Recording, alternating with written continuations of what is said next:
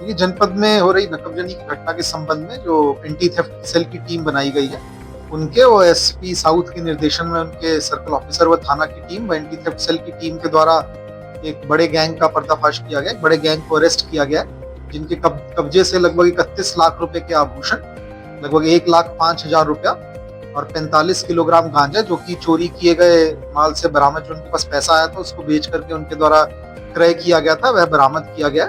इसमें 5 व्यक्तियों के गिरोह का पर्दाफाश किया गया। गिरोह के बारे में हमको जानकारी मिली है, जिसपे काम करते हुए 2 व्यक्तियों को, सुजीत पासवान व विशाल यादव को गिरफ्तार किया गया है। जो इनके अन्य साथी हैं, उनकी गिरफ्तारी हेतु टीम लगाई गई है और इनके पास से हमारी बरामदगी हुई है।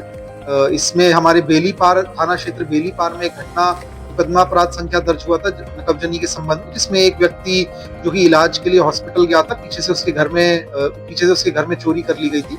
तो उस केस का अनावरण हुआ है। उस केस में जो भी आभूषण गए थे, उनमें से कुछ आभूषण, उस केस के जो पैसे गए थे, वह पैसे और काफी आभूषण जो इनके द्वारा गला दिए गए थे, उसकी भी जानकारी मिली है। उस संबंध में भी कार्य हुआ है। ये टीम के द्वारा सराहनीय कार्य किया गया है और भारी मात्रा में जो इनके पास से कीमती आभूषण बरामद हुए हैं, उनके संबंध में अग्रिम हमारी बैकवर्ड फॉरवर्ड लिंकेजेस की कार्रवाई भी चल रही है।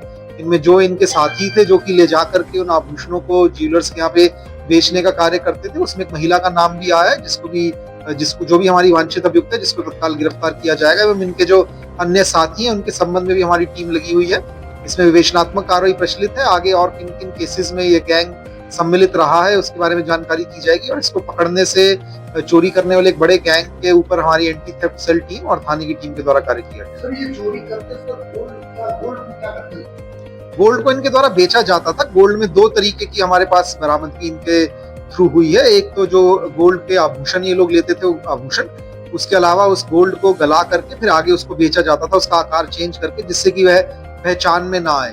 तो अभी तक ऐसी जानकारी हमको नहीं आई है, बट आगे जो विवेचनात्मक कार्रवाई है, यदि उसमें ऐसी कोई चीज सामने आएगी तो आप लोगों को पृथक से अवगत करवाया जाएगा। बिल्कुल, इन लोगों का पूर्व में भी चोरी का आपराधिक इतिहास है। लोग बेल पे इस समय बाहर थे और इस दौरान इनके द्वारा एक घटना की जा रही है और इनके जो अन्य साथी हैं, उनके पकड़ने पे जो और भी तथ्य सामने आएंगे, उससे और चीजें भी आप लोगों को अवगत करवाई।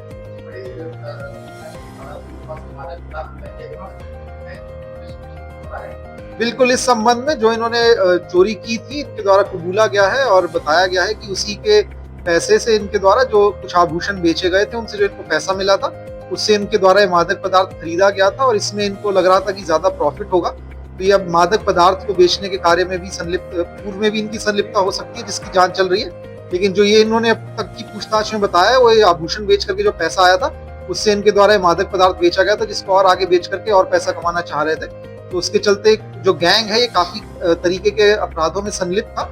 इसी के क्रम में जो नए धाराएं आई हैं, जो नए कानून है, उसकी 107 बीएनएसएस के तहत भी इनके द्वारा अपराध से अर्जित संपत्ति जो भी अर्जित की गई है, अपराध से कमाए गए पैसों से जो भी संपत्ति बनाई गई है, उसके खिलाफ उसको भी हमारे द्वारा जब्तीकरण की कार्रवाई की जाएगी। इनके खिलाफ संगठित गिरोह की धाराओं में भी कार्रवाई की जा रही है। देखिए, जैसा कि मैंने आपको बताया, जो हमारी मुख्य चोरी है, उसके संबंध में इनके द्वारा बताया गया। बाकी भी अभी विवेचनात्मक कार्रवाई प्रचलित है। आगे जो भी इसमें प्रगति होगी, वो आप लोगों को अवगत करवाया जाएगा। इनके साथियों से भी बहुत जानकारी मिलेगी। इस समय बहुत सी जानकारी बताने से इनके साथी अलर्ट हो सकते हैं। हमारा काफी माल पहले से वो लोग डिस्पोज कर सकते हैं, तो इस समय उसको बताना जल्दबाजी होगा। बट जो भी इसमें आगे प्रगति होगी, जल्दी आपको पृथक से उस बारे में अवगत करवाया जाएगा।